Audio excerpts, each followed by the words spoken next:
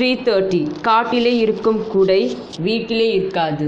331 காட்டிலே கரும்பு சோலையிலே வீட்டில் புதுப்பானை அது என்ன?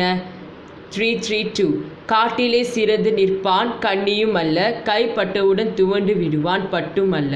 333 காட்டிலே பெண் பிறந்து கண்ணியர் கையாலே கொடுப்பது அது என்ன?